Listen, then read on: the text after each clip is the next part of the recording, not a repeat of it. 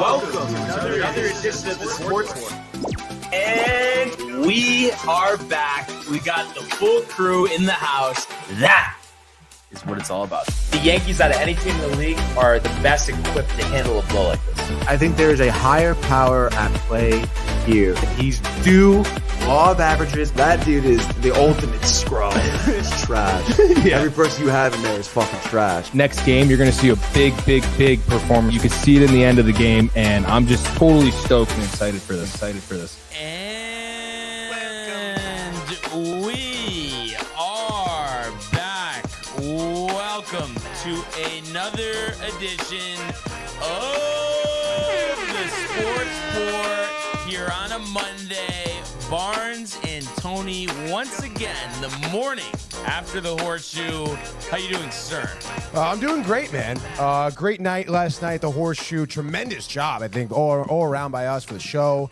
From Michael to Jeff to Renee and us as well, dude. Unequivocally. And of course, some nice little primetime NFL game to recap as we left around halftime.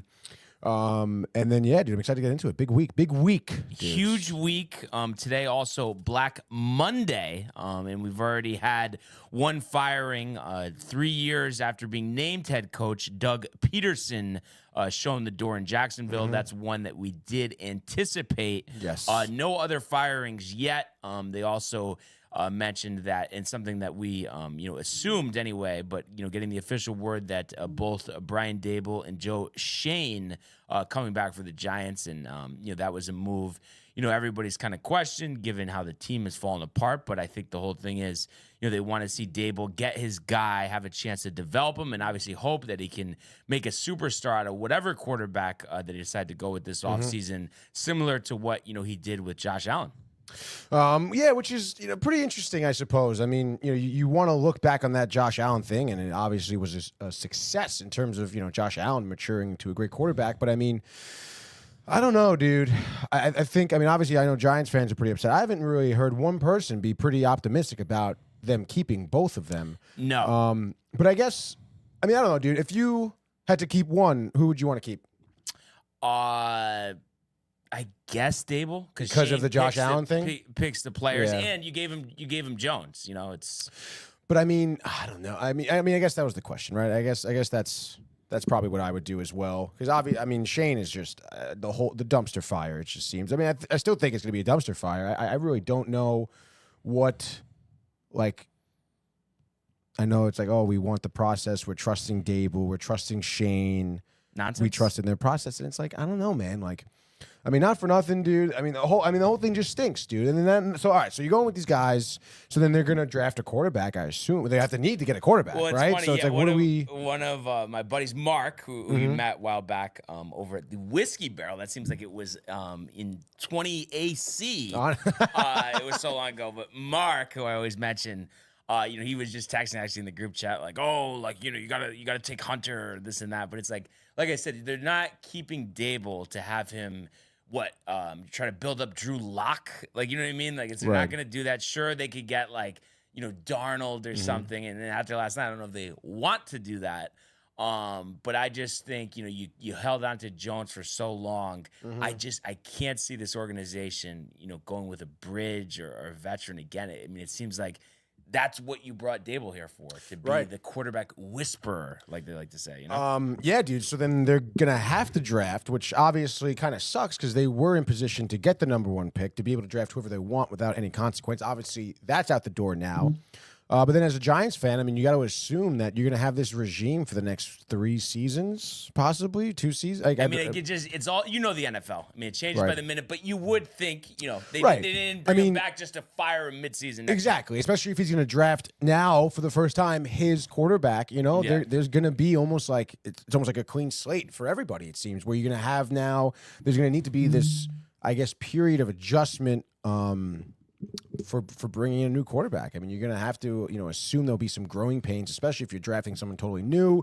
Who knows what they're going to do if they end up, again, the McCarthy situation, which would be kind of ironic for the Giants, but if they go for anyone else, even a younger quarterback, we were mentioning 2 names last night, Trey Lance, Marcus Mariota, a couple of quarterbacks that, could be turned into a starter, I suppose, but I don't know, man. It seems like, especially the sentiment around the draft is like that there's not a great pool of quarterbacks. And I think the problem is, sure, the Giants could have a great offseason, but everybody points to Darnold and, to a sense, what Baker's done, kind of revitalizing his career. But it's just like the Giants don't have that type of roster. So unless like they have the best draft that we've ever seen and they sign all the right free agents, Marcus Mariota coming there, I mean, they're going to win the same amount of games that they won this year. Probably. You know what I mean? All right, so I guess we got to put you in the GM chair. I mean, what are you doing? No, I mean, you got to get a QB. I mean, if you're comfortable with a guy later in the first, you could trade up from your second round pick, or in the second or third round, you do that. And then you are only moving up one pick from 3 and potentially 2. The Titans or the Browns, more so, I guess, the Browns, but not really, because I think they're just so done with Watson and they can get out of the contract this year. Those teams are probably going to draft QBs, but if you give them, some capital, maybe like the Titans, for instance, would trade down. But I just feel like when you don't have a quarterback, unless you really are that against the guys that are available, I mean, you very seldom see a team that needs a quarterback trade down from the number 1 pick. So it kind of feels like they're going to either have to, it's one or two things. They're either going to have, a big offer to trade up, or they're going to have to identify, that third or fourth quarterback in the draft. And maybe it's Jackson Dart, from Ole Miss, who had a really good bowl game to finish up his collegiate career last week. Maybe it's somebody like him. So there are other options out there. But right now, I mean, that's got to be the focus. Now that they know that Shane and Dable are staying, I mean, it's just studying these quarterbacks, going to all the pro days, identifying a guy that you could build with. And I know, it doesn't breed confidence to take someone in the second round or lower for a quarterback, but you may do that. So it's going to be interesting to see, obviously if it is quarterback first and second pick, Giants stay at 3. They could get Travis Hunter, and there's kind of mix. I mean, most people, I think, feel he's going to be really good at the next level, and projecting cornerback, and then throwing some wide receiver. But other people are questioning it, I guess, and so that's just interesting. So I mean, a lot of important decisions to be made, and the right ones, Tony, have to be made for the New York Giants because it's been misery for so long. Take out the 22 season, so the time is right now. We don't have another second. Do you think Archie is in the cards anymore? Well, you have to wait. Yeah. So but how do you? I mean, I guess you build the building blocks of the team, the offensive line, the defense. Maybe get some more skilled players, but it still just feels like to bring back Dable. It seems like it would be yet another year wasted if he doesn't have a young quarterback. So, like I said, it's right.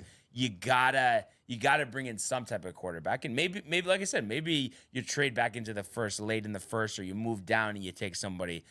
So all of those things I think are on the table. So a lot of different options, and I wouldn't be surprised because a lot of times we look at a draft and you even go back to you were just talking about Mariota before, him and Winston, top 2 picks in the draft. Everybody's focused on them. Wow, all the production in college, and then we've seen that they've struggled to establish themselves. As starting quarterbacks, and they're now backup quarterbacks. So you never know. It's not like, it's just the top 2 guys in the draft. You think they're the best. I mean, we've seen what's happened with Purdy.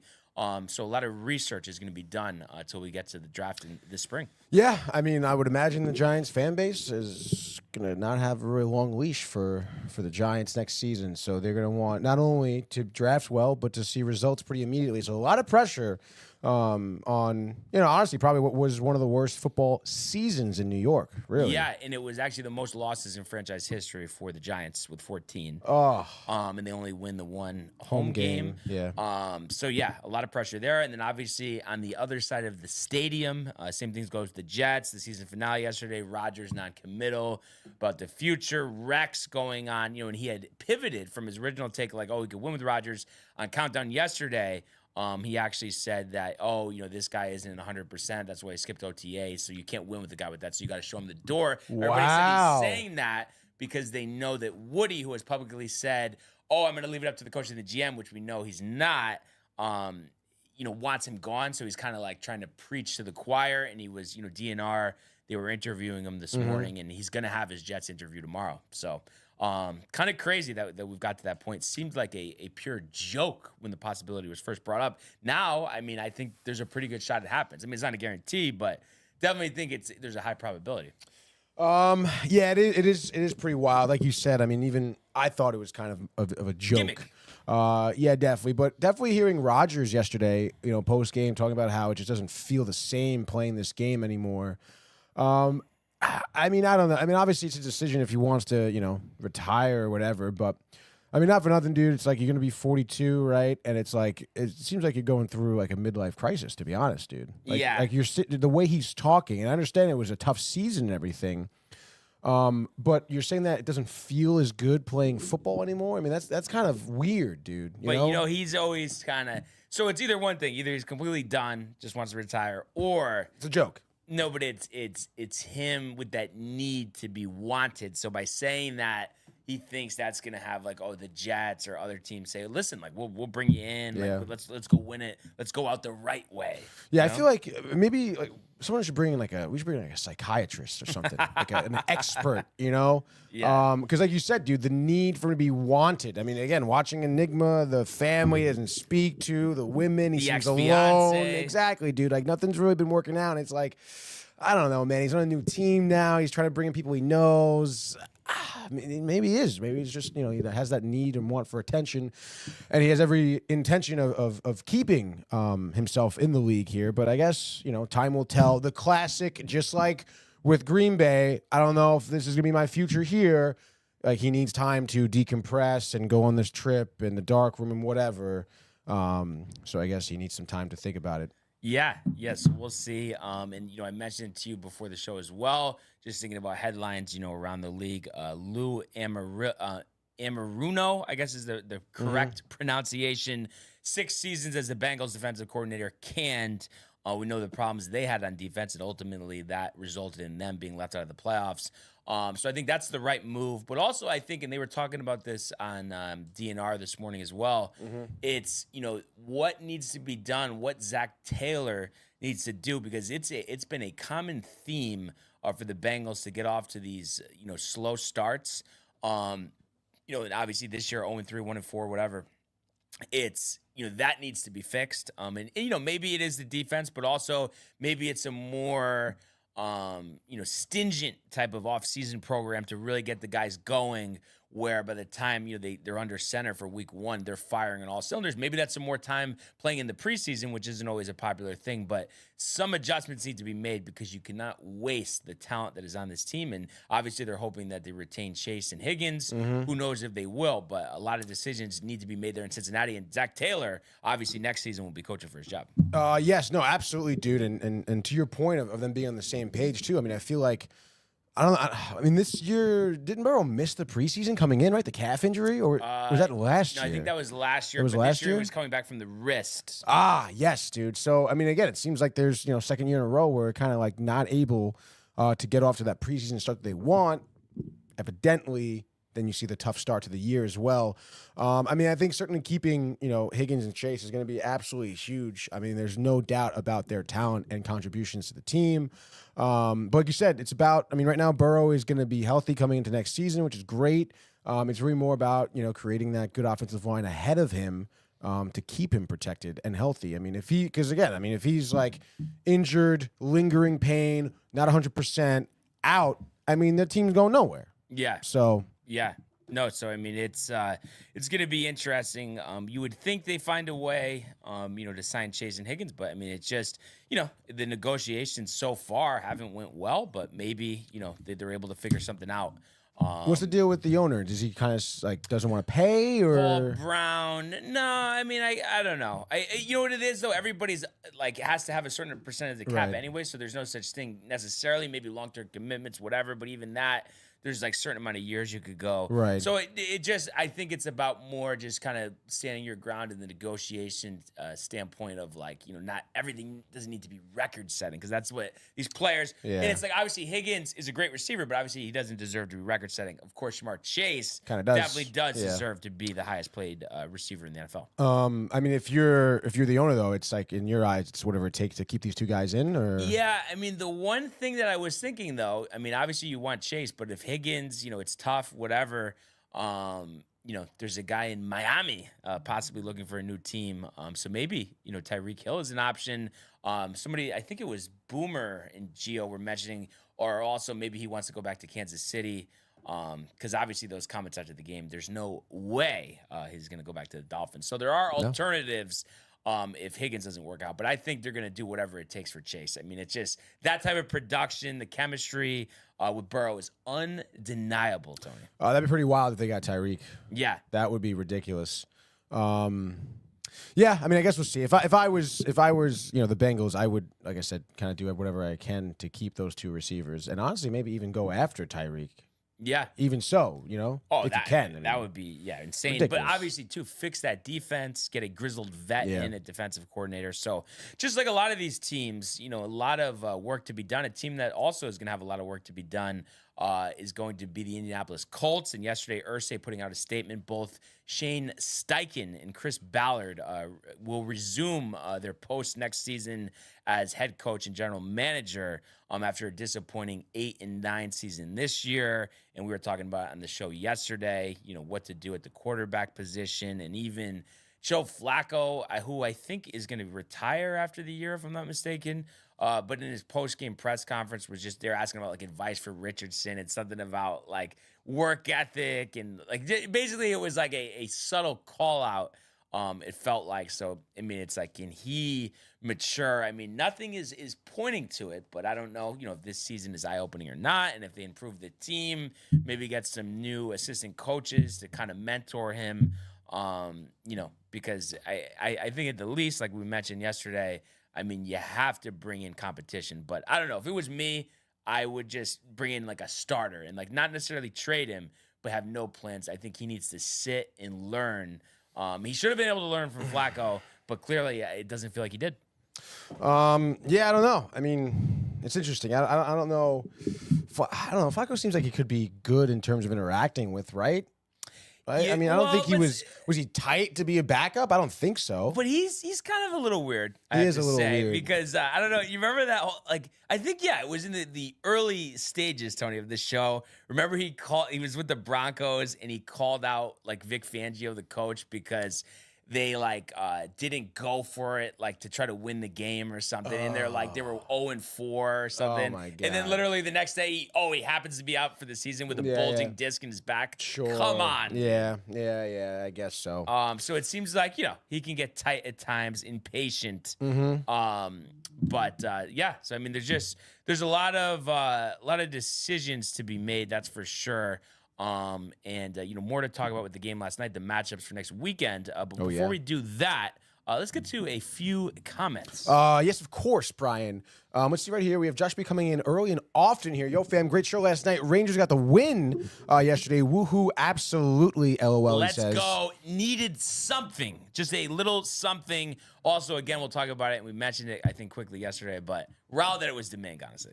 Yeah, no, that was sick, dude, obviously. Good for him. Great for him, especially after the lackluster performance in Hartford. Matthew Gabriel, speaking of Hartford, says, let's go, dude. Matthew Ryan says, so happy Rodgers might be gone. He says, I don't want Rodgers next year. I don't think there's a might. And then he follows up again saying, I don't want Rodgers again. And then we have Joey Greenwood saying, I want you to want me, in reference to Rodgers, obviously. And then my mother says, hello, or excuse me, hi, fellas. Good morning. Good morning.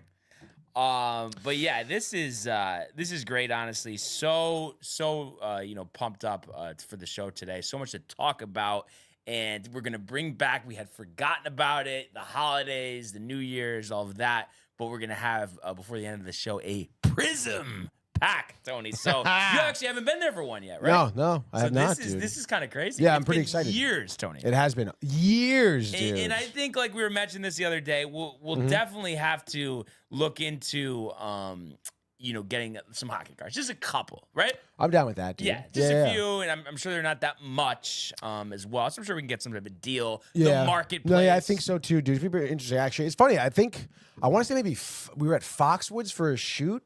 And they have like a card store at Foxwoods. Oh, they do? Yeah. I didn't realize that. And it's it's like memorabilia store that has cards, right? Yes, yeah, exactly. And I was just some window shopping, and it's funny. There's like a McDavid card that's worth like $3,000. But obviously, which is cool. Yeah. But compare it to like a LeBron card or a Brady card or any other sport. I mean, it's I don't know, small peas, small peas, small peas. Yeah, we'll call it that. Cool, We'll small call it peas, that. dude. And I was just thinking too, because I know we talked a little football, but before we get to the game from last night and go into, let's just take a couple minutes here just to recap the first tournament of the PGA Tour golf season, the Sentry, Tony Kapalua, and how about the legend himself, the only golfer from the country of Japan to ever win the Masters, Hideki Matsuyama, setting not only a tournament record, but a PGA Tour record, 35 under par. Crazy. A 3-shot victory over Colin Morikawa. An absolute dominant performance, and 35 under, and also 35 holes where he had birdie or better, which was also ridiculous. a record.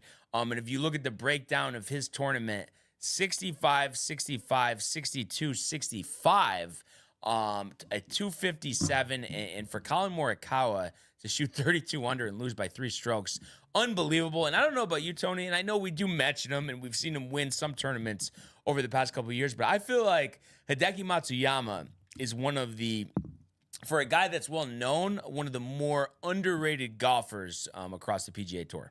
Yeah, I would think so. I mean, it's a name that's not often mentioned. And it's funny, I want to say maybe towards the end of the season, you were, kind of waxing some poetic about him. And it's wild because you do a little research and, he's turned pro at 2013, in 2013. And it's like, so he's clearly been in the league forever. You won the Masters. And like you said, like it's a player who I think is seldom talked about as being a high level golfer. Yeah. I mean, only 32 years old. So a lot of golf left. And then also, 11 PGA Tour wins, 20 when you include, the other tours, I guess, some Japan Golf Tour wins as well. And he won the Hero, back a few years ago. But like you look at his major performances, over the years, he's got, what is it? So 2, 4, 6, 8, 9 top 10s, 1 victory. And just consistent, usually makes the cut. I'm looking on here. He hasn't missed a cut at a major since 2019. So he's had a top 6 finish throughout the last 4 seasons. So he's always there.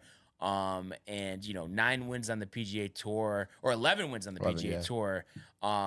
Pretty good. And you look at it too, going back to 2021, 4 out of the last 5 years, he's won a tournament. He wins the season opening event here. He won 2 tournaments last year, the Genesis and the FedEx St. Jude. He won the Sony Open. So this was his second Hawaii win back in 22. And he's also had some good finishes, at the Players Championship, including 2 top 6 finishes and 4 top 8 finishes. So he's been in the mix there as well. And it definitely would not be a surprise at all to me, Tony, if he ends up winning, one of the 4 majors this season. Yeah, I mean, which is pretty wild when you think about it. And he won the Masters in 2021. 2021, yes. Okay, yeah, I see there. 10 under. But yeah, just one of the more consistent golfers, and it doesn't seem like his game really has a weakness. He's solid off the tee. He makes some long putts, and it seems like he goes on these runs sometimes where it's like, he birdies 8 holes in a row, and obviously this tournament, 35 birdies or better. I mean, ridiculous, crazy numbers. So yeah, I mean, look at this graph right here. I mean, the strokes gained graph, and it seems like he can gain strokes from seemingly anywhere on the course. Yeah, whether it be off the tee or with his irons or with his putters. So it seems like he has that all around just great game here. Yeah, absolutely. And you also look, Morikawa, who's been up and down the last couple of years, really looking to have a strong season. Obviously, he had a great tournament here, 66, 65, 62 on Saturday, and then finished with a 67 yesterday. So you expect him to be in the mix a lot this year at the big events. Sanjay Im, one of the younger golfers who definitely has his moments where you feel like he could be a superstar. Goes 69, 67, 62, 65 for third. Johnny Vegas, the resurgence last year, winning that tournament for the first time, I think, in a decade. last season, regaining status, 25 under for 4th place. Aubert, nice to see him start out strong, 9 under yesterday, went 69, 70, 64, 60, 65, 64, tied for 5th with Connors and Dietrich. And then, you had Sam Burns and Cam Young also in the top 10. And I was surprised. I just want to see. So you had Xander finished 30th, and it's funny, 17 under par, 30th. That's kind of crazy. Victor Hovland as well, tied for 36th. Sahith Theegala, 15 under. And how about this? Davis Riley withdrew, but every single golfer, and I guess he would have been over par, but every single golfer that finished this tournament was at least 3 under par. Wow. So that's obviously pretty sweet. A player's course. Clearly, dude. And then one of the golf guys, Dan Rappaport, who I believe works for Barstool now. Mm-hmm. I saw one of his comments, and he was just saying something about how, this is a great tournament. We have some big names in the mix, but just to think, if Scotty wasn't injured, if Rory's in this tournament, and then you throw in the live guys. Oh, wow. It just makes it all so much better. And, you hope that that's coming soon, but because it's like, I know, it's special now with the majors that it's like, those are the only times that we get everybody together. Mm-hmm. But I still think it's like, you want everybody together all the time, even though it seems more special because it doesn't happen all the time. But don't you think you need them for the full season to really have the full growth potential of the PGA Tour? Yeah, I think so. Not taking anything away from Hideki's win or anything, but yeah, definitely would have. I mean, even just to have Scotty, healthy and playing. And Rory, and then what if Cam Smith brings on his next? Literally, Rahm. Oh my! I mean, it's like a Cam Smith. I mean, it's a completely different ball game. It is a completely different ball game, or golf game, whatever. But I mean, until we get that, I guess it's it is what it is. I still really enjoyed watching some of this tournament. I mean, it is obviously the views are gorgeous. Oh yeah! Oh my god, dude. And the trophy they gave Hideki is sick, dude. Yeah, that's awesome. Pumped. And it's great to have the PGA Tour back. And I always talk about like a Collinsworth waxing poetic about this early season West Coast swing. And just to kind of go over what we have coming up. Wednesday, we'll do a preview for the start of the Sony Open, which is Thursday. And that's Wahali. I don't know how to say it, but Wahali Country Club in Honolulu. So, that'll get her underway on Thursday. And not as strong as a field, is what we saw this week, but definitely some top golfers in the field and a full field, which is nice to see too. And then we'll get the American Express January 16th and 19th, so the following Thursday. Then we go to La Jolla, California, Michael Buckta favorite for the Farmers Insurance Open. Then we go to Pebble Beach for the Pebble Beach Pro-Am, which we love. Go. And this is and it ends for me anyway in terms of I like all the other terms as well, but that stretch for me ends with the Phoenix Open, TPC Scottsdale, and it's always been a tradition of mine. Super Bowl morning, watching the completion of that tournament, a lead into the Super Bowl, and obviously being able to play that course, and being there and then seeing it on TV. It's always fun. What'd you score when you were there? Dude, I honestly, I think I was lucky to be inside of 120, honestly. It was, just tough, and it's just like, there's not the margin for error, Tony. It's not there. Oh, you're going to go hit it behind the cactus? No, you're not. And then, the greens being fast. So it's an adjustment, but I can't wait to go back there because I'll play a lot better. I'll break 100 somehow. But, we'll see. And then also Matthew Ryan, his typical Rangers suck, LOL. Oh, man. But, a lot of season left. Let's hope for the turnaround. What the hell, man? Be declaring victory just yet, Matthew. But yeah, so that's what we got. And like I said, great tournament. Looking forward to the Sony this week as the PGA Tour season gets underway. We'll talk about that on Wednesday. But let's go now to the world of the National Football League. He wants Jefferson, climbs the ladder. Oh my goodness! Justin Jefferson, the catch of his life. Burrow fires, intercepted, picked off at a pick six. Minka Fitzpatrick, an absolute ball hawk. Niners twist up front and get to Tagovailoa. Bosa again. Mahomes escaping on the move, stops, spins, flips it forward for the touchdown. Stop it. Aaron Jones. Oh, what a tackle. Quincy Williams with a pile driver.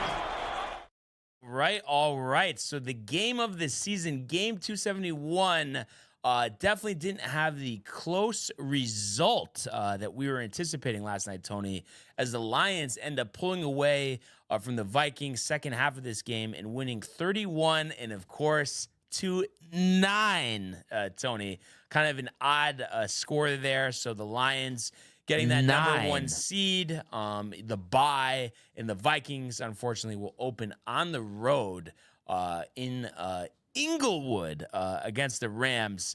And all I have to say is, I wouldn't have made that pick.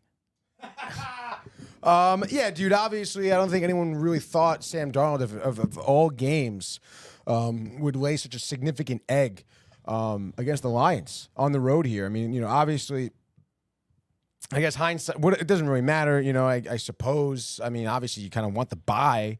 But still, to see Darnold, just overthrow the miscues on offense. I mean, how many times did we see Jefferson just in the first half, just wide open, or Hawkinson wide open, and Darnold just not able to connect for whatever reason. It didn't really seem like there was nerves. I don't know. But, I mean, those throws, it didn't look like the Sam Darnold we saw for the previous, 17 weeks. I mean, listen, like I said, I've said all along, I love the story, love the comeback story, the run, I guess. Yeah, you no, could it's say, great. Tony. But everyone, had an issue of me possibly suggesting, trading him in the offseason. And you see a performance like this, Tony, it doesn't instill you with confidence to want to give him, $150, $160 million. Not to say that he hasn't had a good season, but there is a difference between having a really good year and then winning pressure primetime games against premium opponents. And I have to say, I think that's what we saw here with Sam Darnold.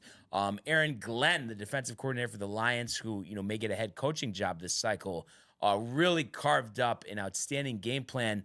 And albeit, too, with a diminished defense, all the injuries they've had, that was quite the performance by the Lions defense.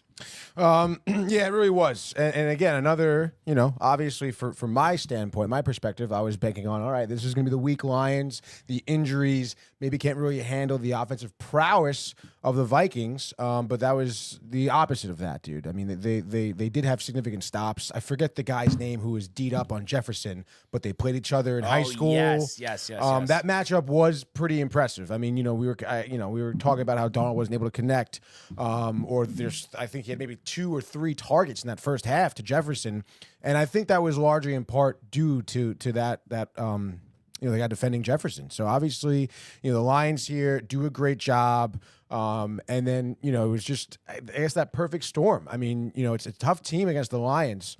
You get out to a short or a small start. And then all of a sudden you're seeing Dan Campbell go for it on 4th down. They're making it. They're jacked up. They're scoring on the board first. And it was just like that snowball effect. And you just kind of dug yourself into a trench.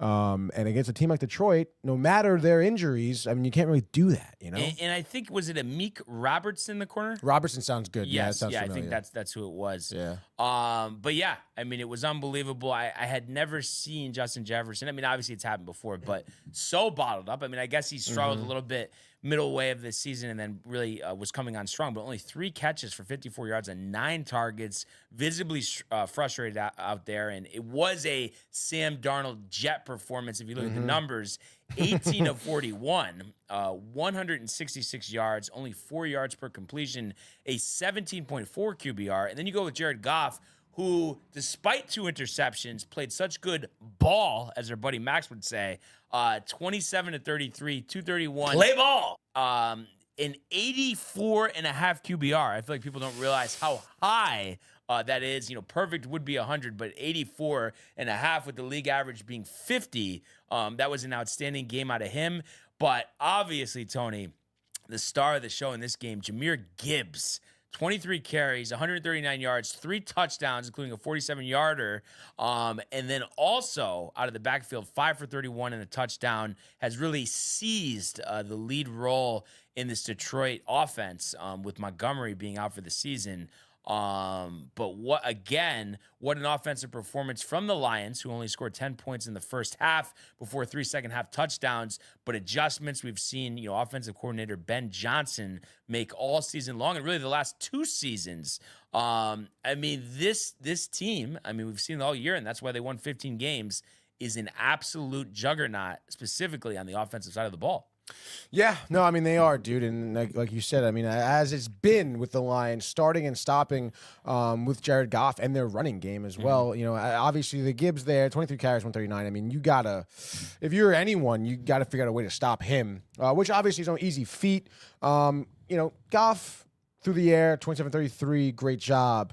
But those 2 picks, again, obviously a win is a win here. It's great. But I don't know, people were, bashing me for calling the Goff picks during this game. But, not for nothing. He threw 2. You want him to kind of tighten up a couple of things. Because, again, if this game is close, that probably could have been the X factor in terms of you losing. But, like you said, dude, him finding Amon-Ra St. Brown, we spoke about it last week. This was the matchup. The 2 great powerhouse receivers, Jefferson, St. Brown, and it certainly seemed like St. Brown who was making bigger plays in bigger moments. And then just across the board. Laporta, Williams, and then even Gibbs out of the backfield as well. Great job, dude, by all of them. I think by really operating great, and I think great job by Dan Campbell too, keeping composure for the most part. Did he? What was it? Was it the first series? He ran it on 3rd and 12 or something. Yeah, and then threw it on 4th and inches. Didn't get it. And end result. Yeah, that's all that matters. Exactly. And it's interesting too because there's so many options in the passing game. You talk about Gibbs out of the backfield, who also too, I feel like everyone knows he's really good, but he led the league with 20 scoring touchdowns. I think that's what they refer to him as. Mm-hmm. That, and he set a Lions record as well. He just really had a strong season, and especially, it was only more difficult with Montgomery being out for the season. So, congratulations to him. And you look at the final numbers here, 1,400 yards on the ground, Tony, 16 touchdowns, 5.6 yards per carry. So a dream season for the second-year running back out of the University of Alabama. And he also had 52 receptions for 517 yards and 4 touchdowns out of the backfield.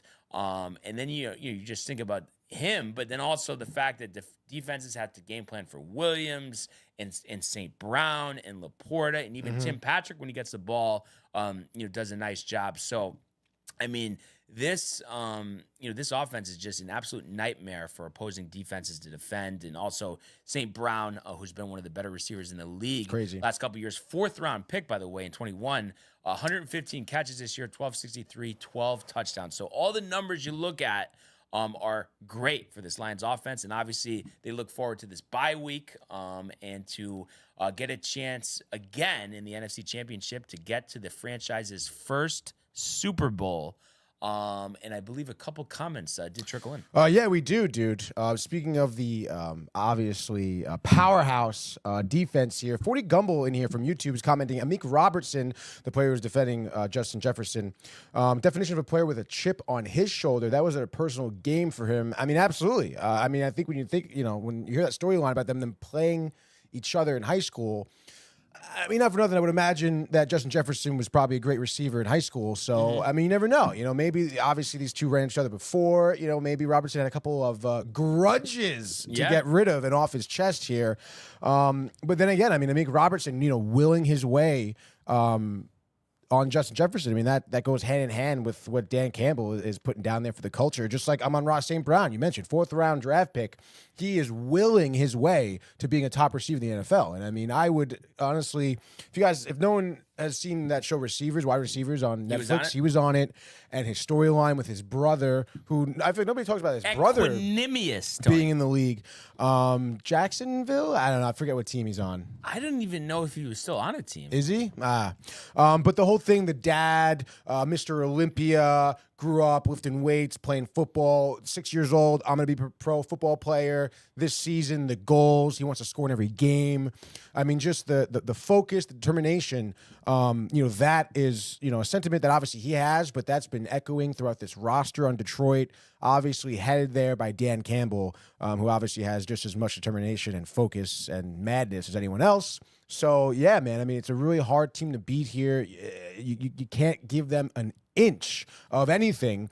And not for nothing, we see it here. Vikings making mistakes to start a game. You can't start off on the wrong foot against them either. It's going to be certainly a very hard task for anyone to defeat this team. No, and especially Darnold, like you were saying, had Jefferson wide open. I mean, they definitely could have won this game if they had better execution in the passing game, but too many incompletions.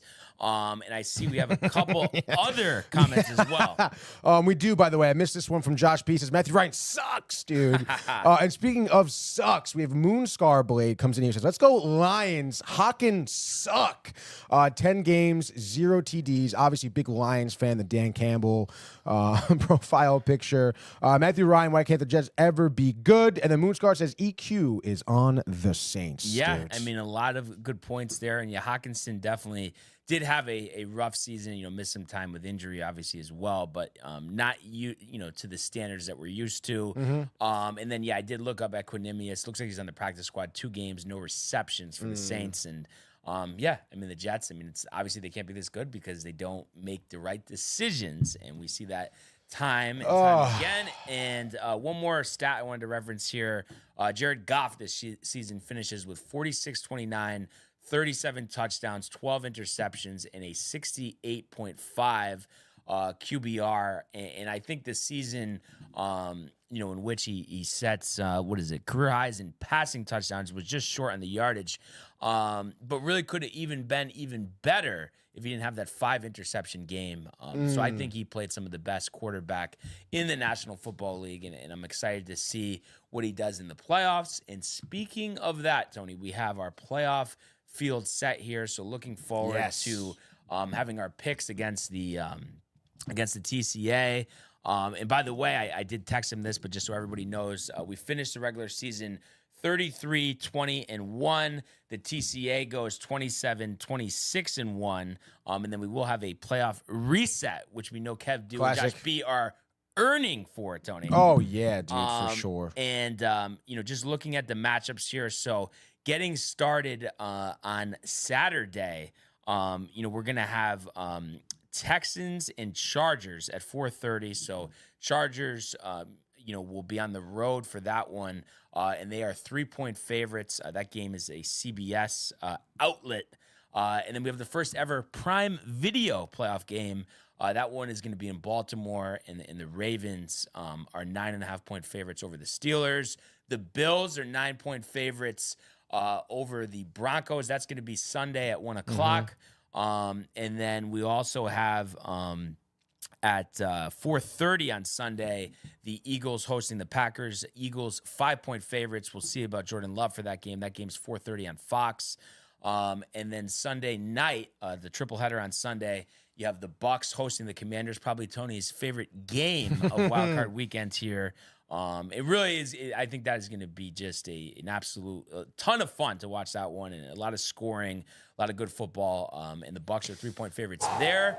And wild. then we finishing up with Monday night, the Rams hosting the 14-win Viking team in Minnesota, a 2-point favorite here as well. So I think some pretty good matchups. Obviously, I mean, you look at the big lines and the Ravens and the Bills games. Maybe those games got a hand, but I don't know. I mean, that Bronco defense is really good. I mean, I think if I was looking at this, the game that I think would get either the most out of hand would probably be the Steelers, just the way that they've finished this season. But I know it's the rivalry game, but they just do not look right now.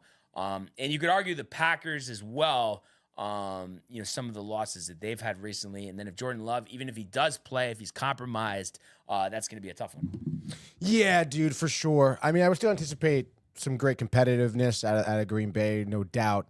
And it should be interesting to see what the Eagles happen to do in the playoffs. I mean, I don't know, man. I'm trying to think if I would anticipate any upsets here. Not like just like like Tampa Bay losing, that's a big upset. Like I'm like a big upset. I mean, I feel like if anyone were to be upset, it would be the Eagles, right? Out of this bunch, this well, I wild card don't weekend? know. No? But we were talking about it yesterday. I mean, the way the Packers are playing, and then the Watson, injury.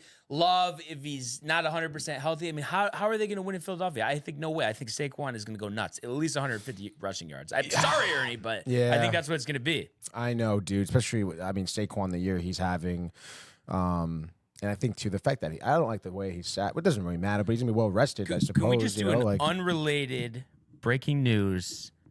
Just a report, though, by the way. And it's a baseball report, and it's from our top source, Josh B. Per Talking Yanks, Tony, the Yankees have continued to discuss a Luis Ariz trade with the Padres. Wow. Per Jeff Passan. And Passan also confirms the Yankees have looked into Gavin Lux for second base as well. So that's an interesting one. Luis Ariz, multiple-time batting champ. Not much power or defense, but does have that element of contact that the Yankees have sorely needed over the past couple of years. So I definitely would welcome that, as long as it's not some huge package that they would have to give up for him. Because I just think there's something to having a guy who's a 300 hitter that, you need a clutch hit, 2 outs, he's up. I mean, you feel pretty good about his odds of just poking one over the second baseman. Oh, yeah, dude. I mean, I really like Ariz. No, Josh B doesn't. He said for fantasy he does it. For the Yankees, for Yankees, he would welcome it. We did clarify that. I don't know about Gavin Lux though. I don't like Gavin Lux. But we'll see what happens. It'd be great, a great bat for the Yankees to acquire, for any team really to acquire of Luis Ariz, dude. Yeah. So obviously, we hope there's some more baseball news coming up. It's been a little quiet since the holidays here. Did we miss a comment or no? We just got one in here from Moonscar Blade here, who says, I think we should mention 4 quarterbacks that were thrown out like trash: Goff, Darnold, Baker, and Geno, and what excellent career turnarounds they have all had. Dude. Yeah, and especially, Goff and Baker specifically. Just because they've done it for a couple of years. Darnold, this was his first time. Obviously, we'll see what he does in the playoffs. Didn't play great last night. Obviously, it's still a big turnaround from what we saw before. And then Geno's interesting. I think, far better than any of us anticipated.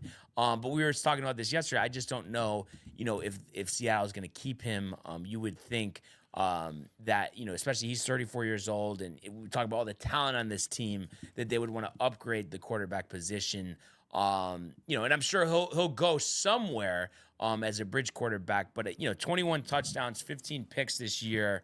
Did throw for a lot of yards, 43-20, and also completed 70.4% of his passes, which was a career high. But a 53.8 QBR that has declined since his career year that he had in 2022, where he had a QBR of 62.8. So it just, I think there's a ceiling with Geno, but it does feel like the other 3 on that list. No one is going to be surprised if any one of those guys, specifically Goff and Baker, end up winning a Super Bowl. Of those 4 guys, who do you think ends their career like better, more highly regarded? I think it's very close, but because of the situation that he's in, Jared Goff. Yeah, not that Baker's in a bad situation, but the Lions.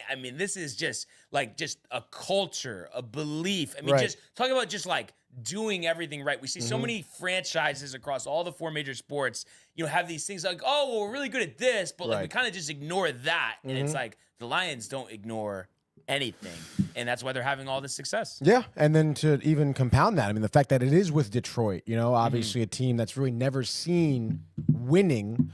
I think it's huge for the city, huge, and you can definitely obviously see it with the interaction with their fans, like Moonscar Blade, dude. Let's go. Yeah, absolutely. So you love to see it. They're pumped. Give me an outright dog that's going to win Wildcard Weekend, Tony. Oh, my God. An outright dog, dude. I don't know, dude. It's so tough because I feel like the Steelers are in the same position as the Packers almost, where it's like everybody been playing well their past 3-4 games. Obviously, Ravens going to be great. The running game for the Ravens as well. So I don't know, man. I guess technically, I mean, I guess I go with the Texans, I guess. I mean, technically, they would be the dog, dude. You're just so funny, though. You get so riled for, like, some team to lose. Like, you just have to do it, dude. I mean, and I had to say, tell me, what dog are you picking? Who's the dog? I will tell you that in 1 second, but I still didn't understand the flip of the script with the Lions, because I feel like even now, like, you're talking highly of them, but why you were, like, just so tight going into last night's game about them winning. Well, I really thought the Vikings were. I did think that they were a better team, and I really thought that like those miscues from Campbell again, like that the first series, you know, the run on 3rd and 12, the lack of that 4th down conversion. I'm like, all right, like those are the decisions that bit him in the ass last season, and I'm like, all right, it's gonna be the same song and dance here. But honestly, in my opinion, I mean, the Vikings lost this game. I understand it was a blowout, but I mean, just the way they started this game, they were never in it. It seemed, you know, and that's more so I think on the Vikings. I obviously I can't, you know, doubt that the Lions have a great roster and talent. The record is there, the numbers are there, but I do think, I mean, I know they got the bye and whatever, but I mean, come the divisional round, I mean, I could see a potential upset against the Lions. I mean, I do think, you know, those decisions by Campbell, which are sometimes hasty, if you make that decision and you lose in a big spot in a close game, that's what costs you, you know? Jared Goff had 2 picks, like that's what costs you, are turnovers in close games, right? The Vikings never had it. They never made it close. Will the Vikings figure it out? I mean, I don't know. It's hard to say. I mean, obviously that performance right there, and they're going to be playing, you know, the Rams on Monday, you mentioned. I mean, the Rams are a team that's going to be really hard to put away as well. I mean, they're gritty. They play every second. Obviously, we know about their talent and the Puka Nacua show over there. But again, I mean, if the Vikings just aren't scoring, I mean, it's just they're going to lose. Yeah, right? no, and it's funny, that was going to be my dog. Like, I definitely think the Rams, and it's the prophet meeting the disciple. You know, Sean McVay, you know, was the head coach when O'Connell, excuse me, was the offensive coordinator. So, you know, usually you see that scenario. Occasionally there's exceptions, but I just feel like, especially the way that they played for a national TV audience, Tony, last night, to see Sean McVay is too smart of a coach not to take advantage of that, and I fully anticipate them to win. And also, I'm telling you, I know there's like not everything's perfect, but a lot of things are very good. I will be pretty surprised if the Lions, you know, aren't in the Super Bowl. At the very least, I know that they are waltzing into the NFC Championship game. They play the lowest remaining seed.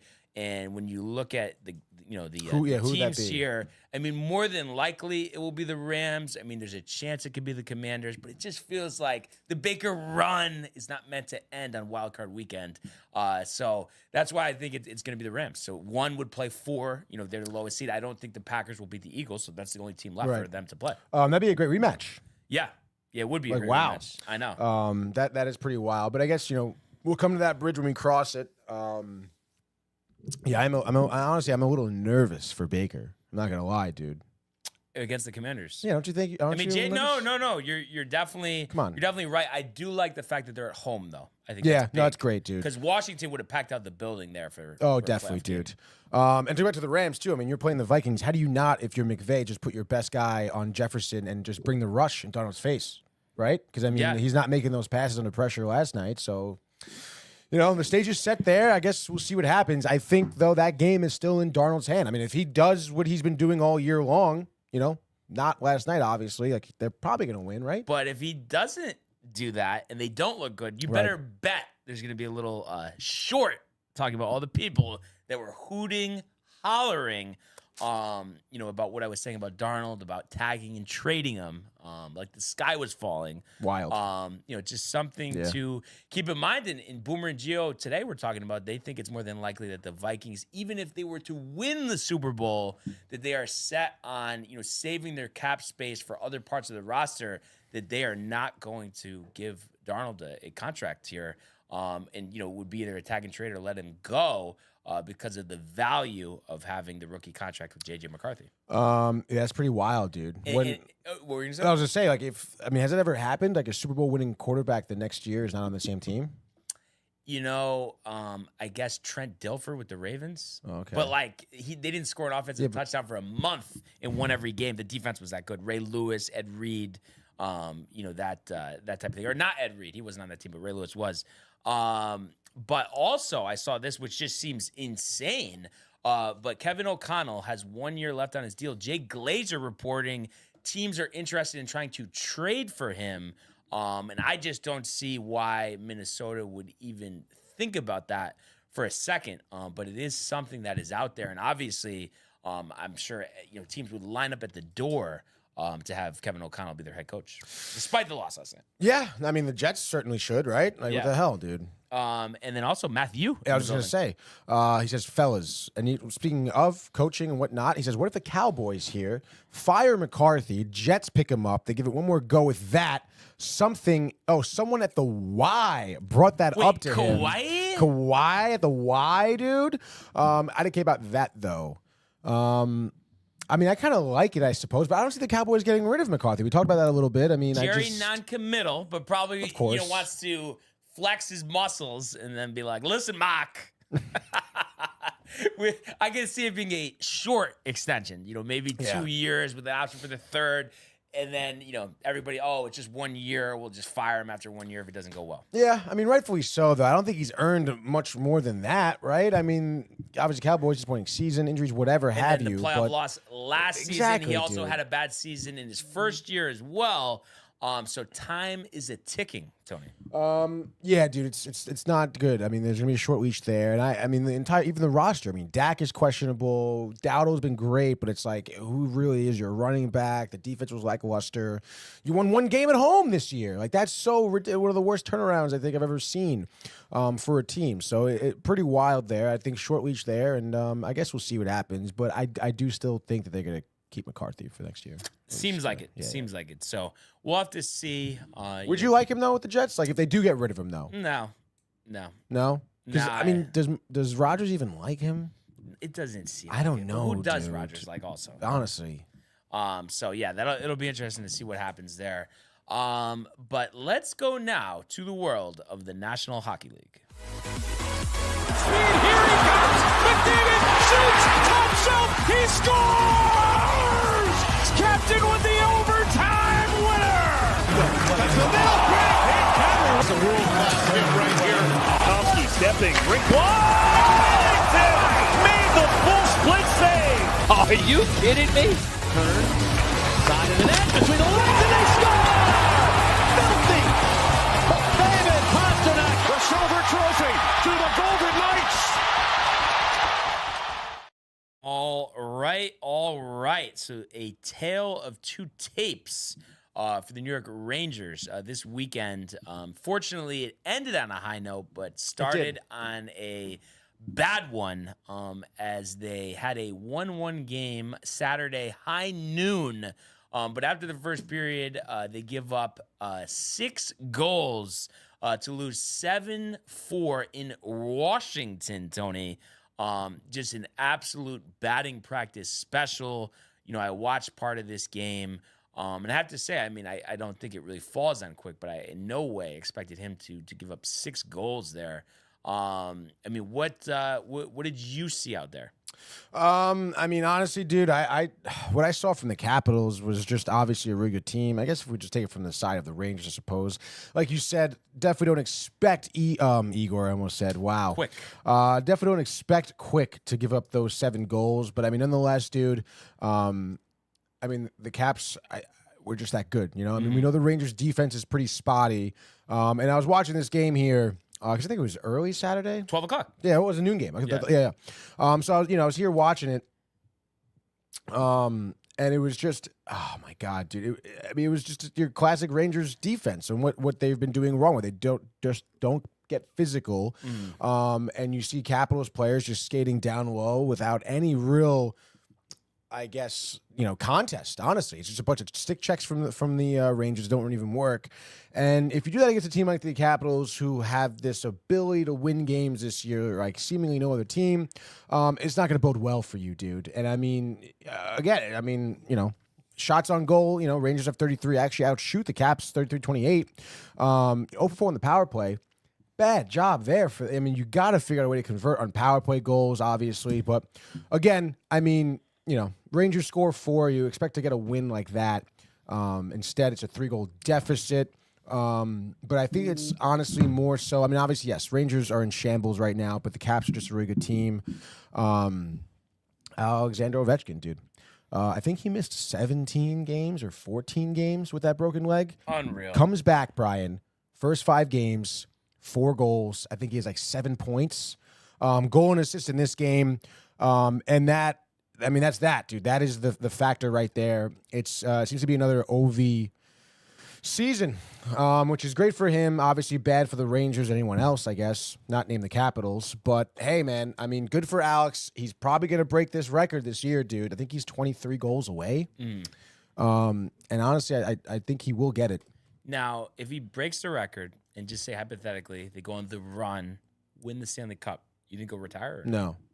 That's interesting, because I feel like a lot. Now, do you say that just because of him, or is it just because he's playing at a high level? Because I just feel like most players that are approaching 40 to break a record and win a cup would be like, this is the perfect like send off. It would be the perfect send off, and I mean, I would, but I don't know. For me, he just seems like another Jaromir Jagr type, where it's just like you're thinking 3 or 4 more. Would easily like he's not going to stop until he has to. I don't Surrounding think. pieces look good, of course. Yeah, well. dude, and obviously, for someone like him too, he's he's gonna be on the Capitals forever. Like I said, he's that guy who just, not for nothing. I mean, I don't think he cares that much about winning. He got his cup. He'll break the record. That's great. But I think at the end of the day, he just wants to play hockey. Yeah. I mean, not for nothing, dude. He was on a Capitals team forever that never won anything. Like, we're talking about this guy's about to break a record that was really thought to never be broken. And Wayne Gretzky is still regarded as a guy who completely blew up the sport of hockey, changed it for better. And this guy only has 1 cup, So I think that shows just his, dedication to the game itself and how much he enjoys just playing it, and doesn't really care about anything else. So yeah, I don't know. I think regardless of the outcome of this season, he's not going to retire until he has to. So it's interesting, but you love seeing a renaissance, very nostalgic. At such an advanced age for a guy, who is up there in years. I believe Michael Butka is in the building. Great time last night, the Horseshoe guys. What a time, he says. Back at you, brother. It was. And he says, thanks for the ride home there, Brian. You got it. And he says, can't wait for Wednesday, dude. Wednesday, and we've mentioned this already, but the sports bonanza. Gonna be sick, dude. I wouldn't be surprised if we touch on all 4 major sports and even get a little golf in the mix as well. And no sleep, dude. We're going all night. You might want to start at 5 just to get more time, especially more people. Jeff the will rotation, be in the building, dude. quicker games. Yeah. Talk to Matthew, see if he'll come. Yeah, that would be. He always great. comes for the sports. Full tournament. Now, how are you with? Are you still tight about the Madden last time, or do you feel like this time around it would be different? Yeah, I think it would be different. I mean, listen, sometimes just the ball doesn't go your way. The picks were my problem. Hey, we'll just get back at it. You know? Yeah, exactly. Dude. Absolutely. Shake it off. But yeah, no, I can't wait for that. That's Pumped. going to be great. I was mentioning a tale of 2 tapes. Back to the Rangers here. A 6-2 win yesterday over the Blackhawks in Chicago. And this is a game other than 5.5 minutes in, Bertuzzi gets his 14th for Chicago. They dominate the rest of the way, outscoring the Blackhawks 6-1. Brzezinski had his 3rd. Borgen coming over from Seattle on the Chicago deal, his 2nd of the year. Hedl had his 9th and 10th of the year. Riley Smith has been scoring recently, his 8th. And Vinny T, a name we haven't said too much this year, with his 11th. So 6-2 was the final. Louis Domingue, his first start of the season. And I believe, did he get 1 last year, or that was the year before? I think Domingue, right? I think it was 2 years ago. Yeah. So, he's been in the AHL, hasn't been doing well, but he looked prime spicy pork, Tony. Like we're talking about the playoffs from a few years ago, 25 of 27 in net. I thought he played a great game, and I really do believe, and I said this the other day, it is quite the luxury. And I know, yes, it's against Chicago, we understand, but to have a guy like Domingue, a grizzled vet, a guy who started playoff games, just waiting in the AHL if you need him in a pinch. Yeah, dude, that is great. Obviously, you want good, Igor, good for good for Louis. No, yeah, it's huge. He did play a really good game. And yeah, I know it's the Blackhawks, whatever, but not for nothing. This is a team you lost to earlier in December, 2-1 at the Garden. At the Garden. So to come here into Chicago, and to put up 6, I think is really good. Again, I mean, I think a lot of things went well for the Rangers. Obviously, you scored 6 goals, you won. That's great. But in terms of just their level of play, Will Borgen, I'll mention him. You're guy, riled. I am riled, dude. Yeah. He's a guy who came over, had that true defenseman feel. And someone we highlighted last week about how he was playing good defense, had some good vision on the ice, and I think had some sick assist on Zibanejad's goal. I forget against who, but the stretch pass, like from way back in their own zone to Zibanejad, the breakaway, amazing. And then here he goes scoring this goal. And that shift that Borgen scored on, I would say was probably some of the most sustained offensive pressure I've seen, or really not even pressure, but actual legitimate scoring chances that I've seen from I think a shift out of the Rangers in quite some time. I mean, I don't know if you saw Will Borgen's goal, but it was a barrage of shots. And then Will Borgen, defenseman, recognizes it, comes down, rips a wrister. Obviously, at that point, Chicago's defense disheveled, and he had a perfect look at the net. So, I mean, that was just good vision, good instincts by Borgen, which is exactly what you want to see. And on top of that, he gets a lot of minutes too. He's got 22 minutes, so he's been, I think, filling in his role quite nicely here, which is great. And we want to build upon that. Hopefully Vakanainen, dude, can maybe step up a little bit as well. So we'll see what happens. But in terms of the scoring, it was great. Obviously, Hedel, that third line has been doing really well.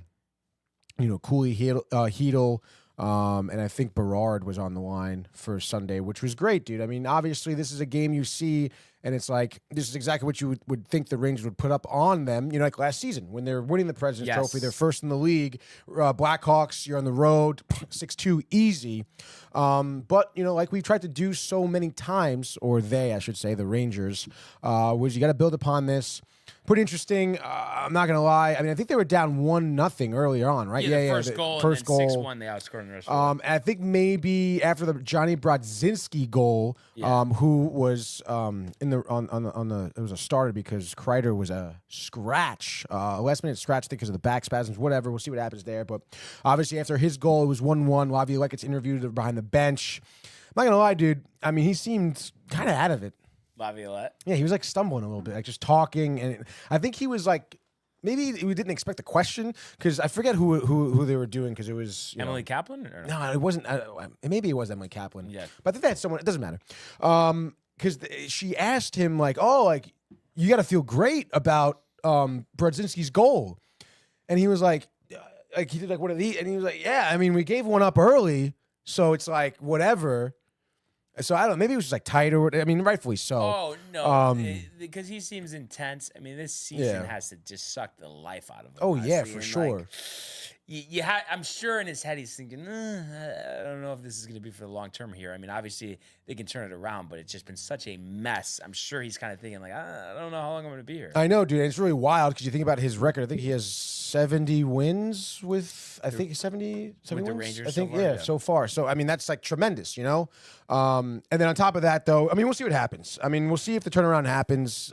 Vincent Trocheck got interviewed before the game too, and I'm not gonna lie, dude. He seemed like he was ready to score 5. Honestly, dude. He was jacked up. Again, asked him, "What do you got to do to turn this team around?" And he says, "I don't know. I'll let you know when I figure it out." Skated away. Wow. And then he scores. Exactly. Shoots. Scores. He scores! So hopefully, again, you want to talk about maybe some prop bets, Trocheck, anytime goal scorer, next couple of games, maybe you can book that one. But we'll see what happens, dude. Big 4 games coming up, and it'll start with 2 at the Garden, Tuesday against Dallas, and Thursday against the Devils before they go to Vegas and Colorado, and then actually a game in Utah as well. If you want to make it 5. But I look at that and all the losses that they've had, how buried they are in the standings. I mean, you want to put yourself back into some type of respectable, better, more optimistic position. I mean, you got to go 4-1, honestly. Got it. And you have to beat Dallas to start because there are some tough games there afterwards. You know, Jersey, Vegas, Colorado, back to back to back. And Utah, I mean, they're not those teams, but they're also no Chicago. So you got to be on your toes there at the Delta Center. Yeah, no, you really do, dude. And I mean, obviously, Dallas just lost to Dallas, right? Dallas lost to Dallas? No, we just lost. Like the Rangers just lost to Dallas in Dallas. Gotcha. But I mean, I don't know. We'll see, dude. I'm just talking about it right now. I'm feeling like there could be a turnaround, dude. I'm getting myself kind of jacked up, dude. It has to start though tomorrow, and tomorrow can't be bad. No, it can't be bad, dude. It's one thing. I mean, again, Laviolette's talked about it. It's about building on these victories. You look good against the Rangers here. Maybe you played well against Dallas. Didn't get the win nonetheless. It's just every other game you're playing well. You can't be doing that, dude. Okay. And honestly, again, just looking at the box score, dude. You know, I'm telling you, dude, Vinny T's gonna go off. Led the team against Chicago with 4 shots on goal. Where's Adi? That's a great question. Seems like he hasn't scored in a year. Right? Also, let's see what his last something on Twitter. It looks like there's a problem with the broadcast on Twitter. Really? Yeah. Oh yeah, Twitter. We're having trouble streaming to Twitter. This may be an issue on X's end. We'll keep trying. Let you know if it's resolved. Please check X to ensure the stream looks okay. If it continues for a while, try creating a new stream. We're good, I think now. Oh really? Oh nope, something went wrong. I'm trying. I mean, I'm gonna remove it. Okay. All right, dude. And then I'm gonna put it back in there and hopefully be all right.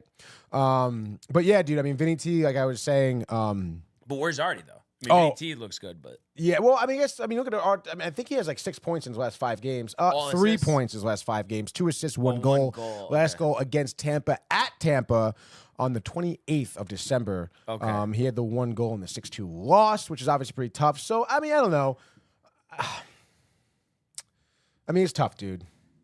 Obviously, you know, hot start, cooled off. So I mean, that's him. I mean, imagine if he gets going though, and then because the Rangers have been scoring more, you know, these last couple of games. So yeah, dude, you get him in there, and we could have something to talk about. Yeah, I guess so. It'd be interesting. I mean, I would love for him to get in there and to figure it out. But I don't know. I'm looking at other guys again. Vinny T, jacked up. Let's go, dude. You know, Phil Peedle, the 2 goals. You know, he's someone who's been really, I think, earning to have a career year. And then Will Cooley, dude. I mean, someone who obviously had a lot of success in terms of goals and assists recently, but I thought he led the team in hits against Chicago with 9. Brian, okay, dude. Stop it. So let's freaking go. And he only has 14 minutes of ice time. Yeah. I know he's the third line or wherever they throw him, but like, let's get him into the mix a little bit more. You know. Yeah. Let's get him and Berard in the mix a little bit. Let's get. I mean, just keep. Like, I would start that Filipino line. Yeah. Like, have them because start they're giving the game. The best effort. Exactly, dude. And then all of a sudden, Panarin gets less minutes, and maybe he's like, wait a minute, maybe I should be doing better. Maybe I should lay a hit every so often, you know? So we'll see what happens there. But I mean, I'm feeling like we could go on a little bit of a run right now.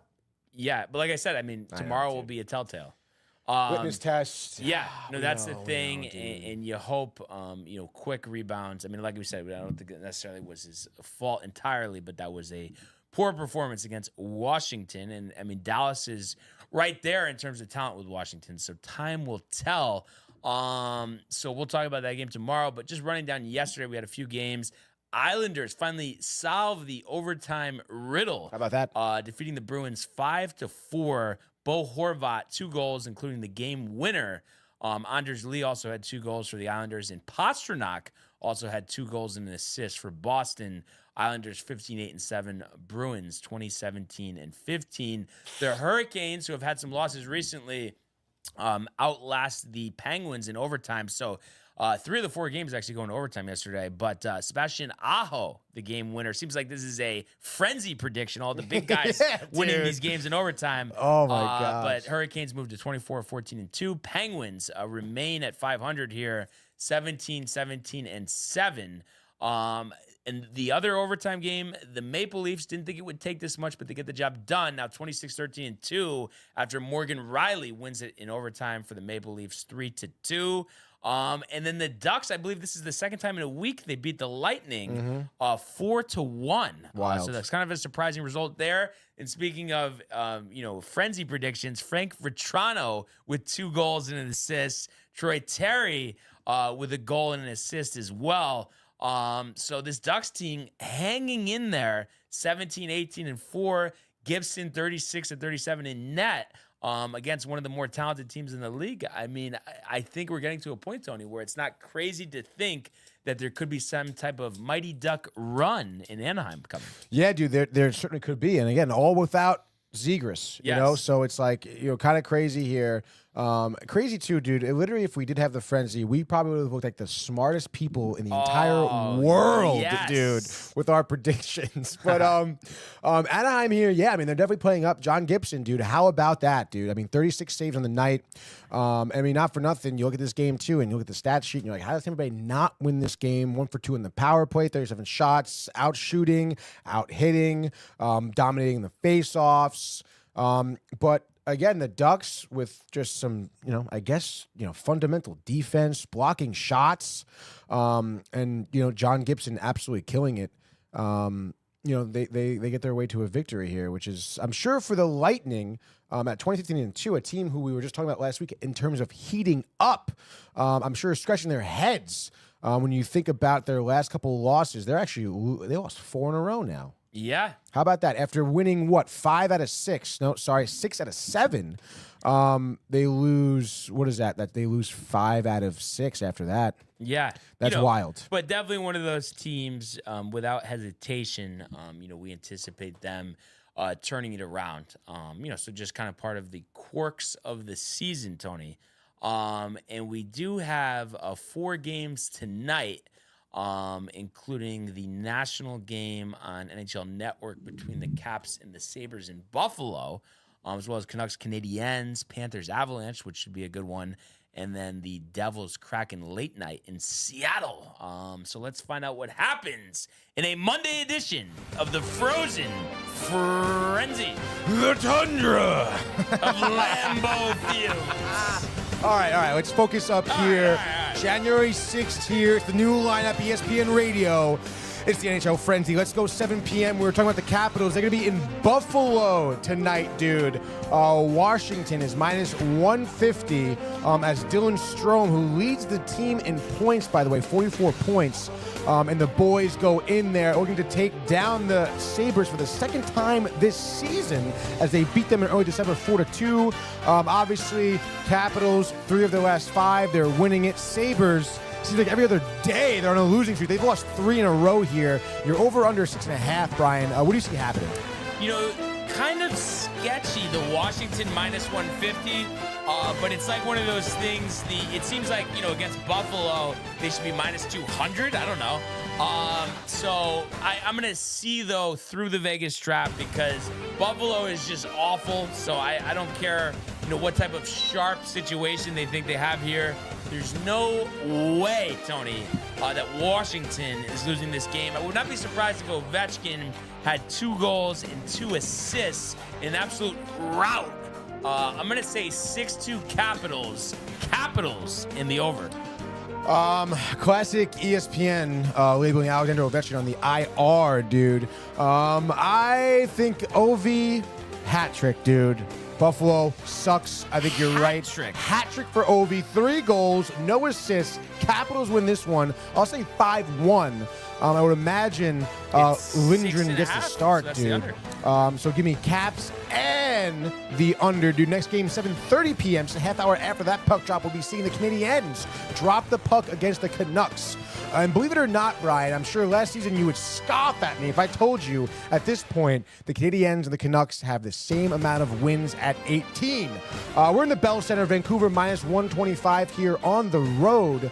Over, under 5.5. First time these 2 teams are playing each other. Canadiens, I mentioned having the 18 wins so far. Recently, they've won 4 of the last 5 games. Just just beat Colorado in the shootout, Ryan. What do you think here?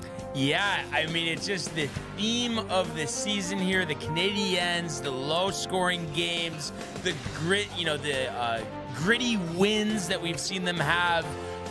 And you look at Vancouver, they've been dealing with some injuries, losers of 3 out of 4. Last game out got shut out at home against Nashville. So it looks like Pettersson might come back, as well as Quinn Hughes. But give me the Canadiens. I just like the hockey that they've been playing. And Martin Bieu continues to impress for me. Goals against 2.91, save percentage of 9. A win here would get him 15 on the year. And how about a shutout just for Allen and Josh B? It would be his 4th of the year. I'm going to say a nice, tidy, clean 3-0 victory at the Bell Center. Canadiens in the under.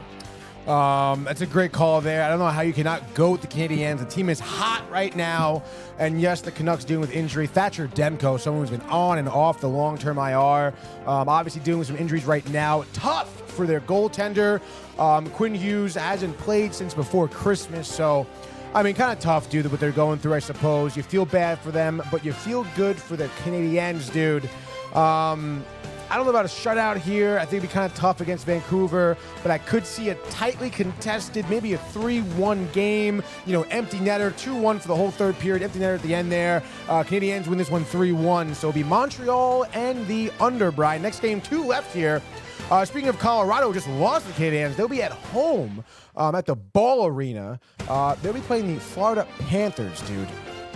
Panthers going through a little skid of themselves, losing 3 of the last 5. Do not hear that often. One of their losses was to Colorado. They lost 7-4 at home. That's pretty interesting. They want a little revenge here potentially tonight. Florida, the tight favorites, plus 105, over under 6.5. Avs, I think we're on like a 6-game win streak. That loss in Montreal, a little bit of a reset. They get a bounce-back game here tonight? Yeah, so I'm going to say this is a tight game, an overtime game. But I think the Panthers, who have had some low-scoring games recently, return to their high-scoring ways. Hammer the over in this one. That would be my pick over a winner for a rare time. Usually I don't like the totals. But give me the Panthers in OT, 6-5. Kachuk, the game winner. Panthers in the over. I love the over call. Love the OT call, but I'm going to go with the Avs in OT. I know you think of Blackwood, Wedgwood, Knight, Bobrovsky. All the numbers are great, but give me a lot of scoring here. I say it's 5-5 going into overtime, and I would have to guess Casey Middlestat gets the goal here. He's obviously been great for the team since coming over from Buffalo, so he'll net this one. They win 6-5. And certainly is a great matchup and game to watch. Last game here, 10 p.m., dude.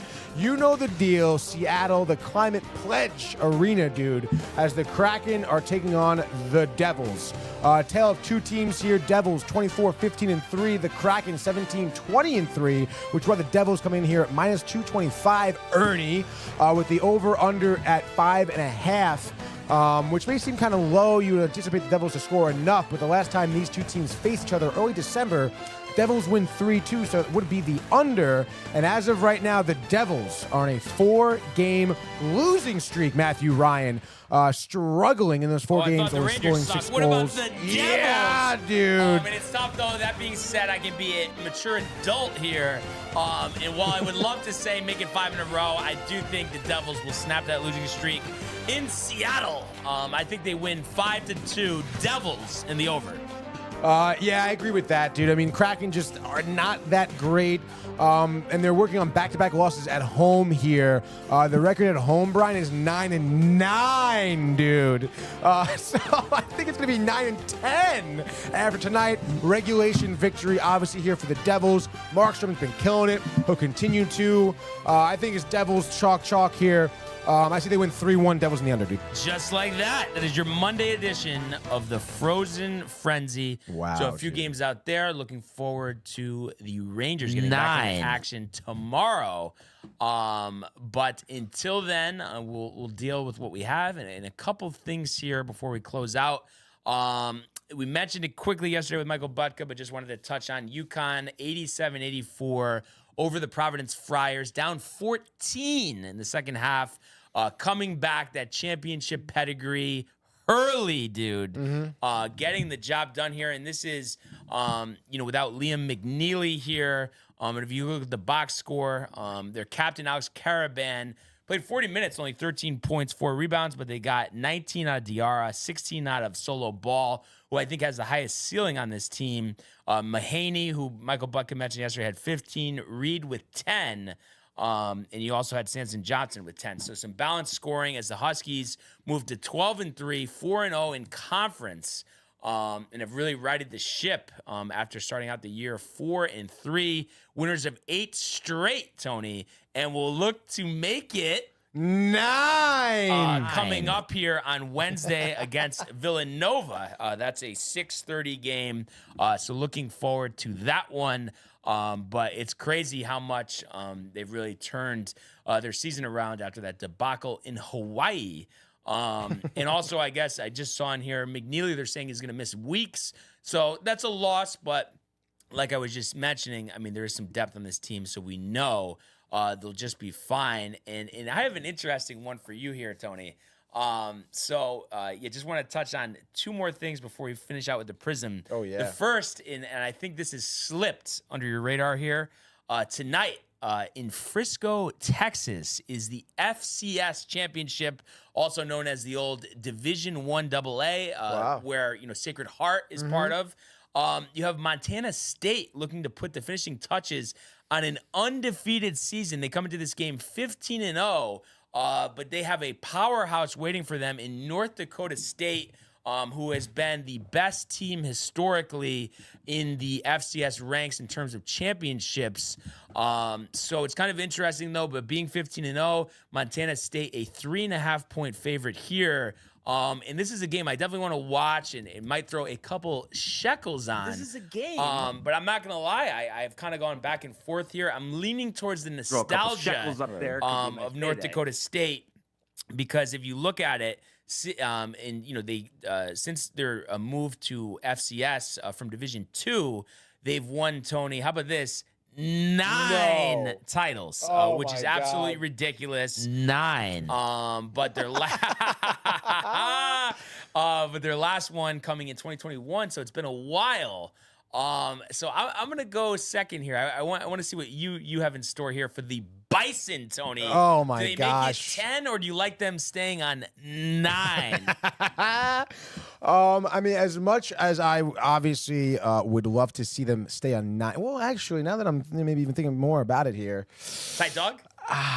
I mean, it is a tight dog, dude. Kind of crazy. Montana, dude.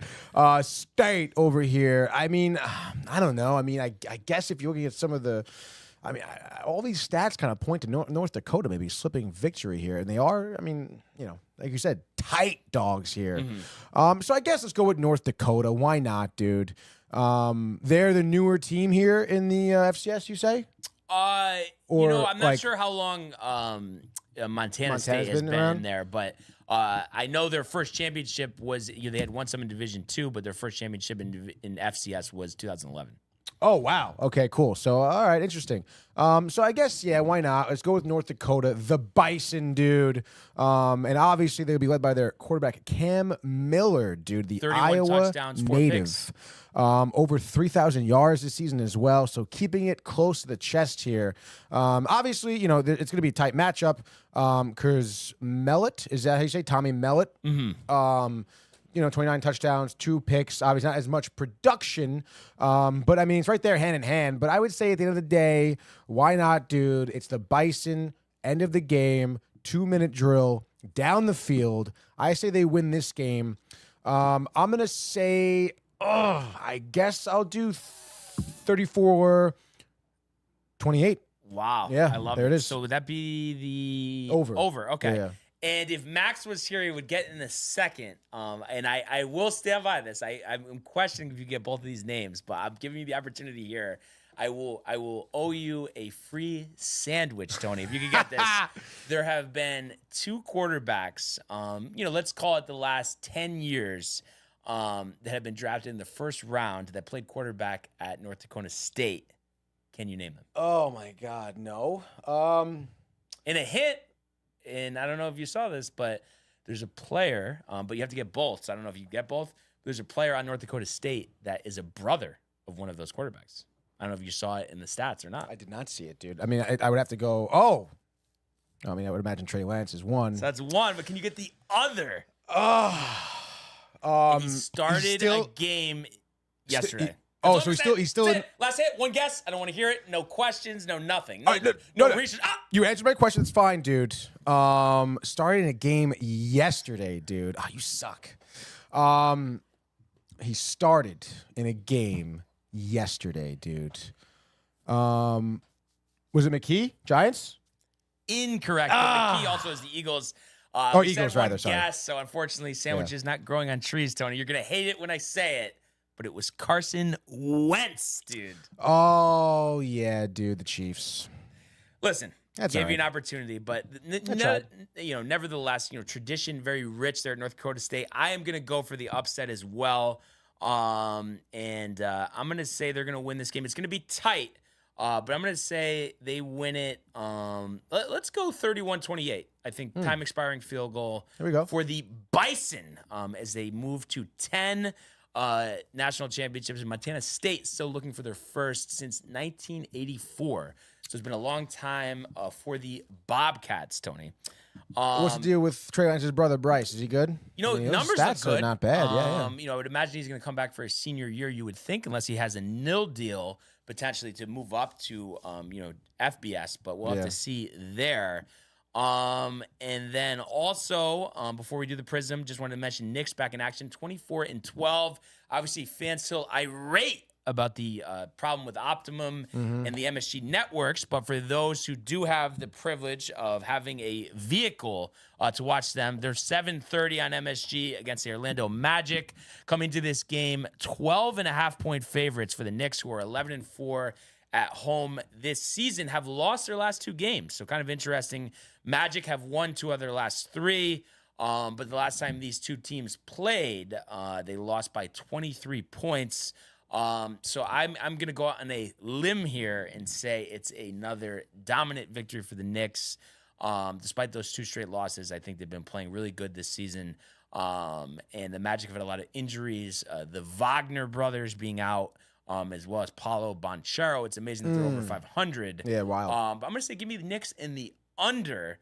I'm going to say they win 110-84 in the blowout, easily covering the 12.5. Yeah, I think that sounds about right. Right? I mean, Chalk it up? dude. Yeah, let's chalk it up. All right. At the Tony. Garden too. People riled. The question is now, are you ready for your first Prism Pack reveal of 2025? Can you contain the excitement? Can we get the Alan Parsons project up? Yes, dude. 1 second. Hold on. I gotta find it. It's been a while. There it is. All right, so we make the return. We had last week off, so we're re-energized. The excitement is through the building. What card will we draw here? All right, so usually Any predictions? I'm gonna say we're due for Anthony Edwards again. Really? Let's see. Starting out from the San Antonio Spurs, him and his brother once played point guard for John Calipari. No, not John Calipari. Mike Krzyzewski No. at Duke. We have from the Spurs, Trey Jones. Wow. So kind of more of a rotation guy, maybe leader of the second unit, but a nitty-gritty player. Seemed like he would be a Tony favorite. And here's a good one, an up-and-coming player that a lot of people don't know about. From the Houston Rockets, Alperen Sengun. The talented big man, the assists. So that is a nice card. I believe our first one, if I'm not mistaken. Sengun! So we like getting Sengun there. And he once played for Mark Few at the University of Gonzaga. Now he's teammates with Anthony Davis and LeBron James. Rui Hachimura. Yeah, dude. So that's a solid one. I've always been a fan of Rui's. Next, he also once played for Mark Few at Gonzaga. Zach Collins from the Spurs. The big man still looking to find his footing in the NBA. We have another green card. We had this with Dame Lillard, I believe, Oh, cool. 2 weeks ago. And I think Michael has always been a big fan of his. He once played for John Calipari at Kentucky. Tyler Hero, and you can see the color dude. Yeah, it of looks the sick. card. So this looks like a nice one. So pumped to have that to the collection. And then we finish it out with the best pack, our second card of his in this box. So nice to have that. And it's also a city edition from the Denver Nuggets, number 21, Nikolai Jokic. Wow. So always good to get the multiple-time MVP in the mix. But just like that, Tony, that is your Prism Pack reveal. And I have to say, what a Prism Pack it was. Yeah, that was great, dude. And on Jokic as well, too, dude. That's sick. Yeah, Yeah, I hell think yeah, dude. I think those were some really good Tyler pulls. Hero. Yeah, Tyler Hero as well. Sagoon, I'm telling you. Michael is going to be riled for that. The fundamentals of the game, Tony. Sagoon. So yeah. Yeah, we are moving along. And what do we got here? Corey, pumped. Oh, let's go Prism time, dude. Yes, so always great to have Corey with us here. Josh B as And well. He is big on the cards, the memorabilia. So I'm sure I haven't actually asked him too much, but I'm sure he's got to have some hockey Prism cards, you would think, or at least some general hockey cards. Yeah, I'm definitely gonna do some research on the Prism hockey cards. Yeah, there's got to be a deal Gotta be somewhere for that. dude. Yeah, definitely. Because even these weren't too bad. I think it was. Where'd you go to get them? So Dick's in North Haven. They were the only wow. ones that had them in stock.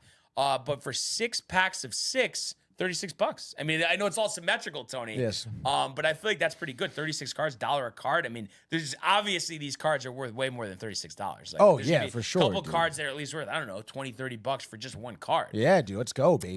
So the value, the collection, the up and coming players.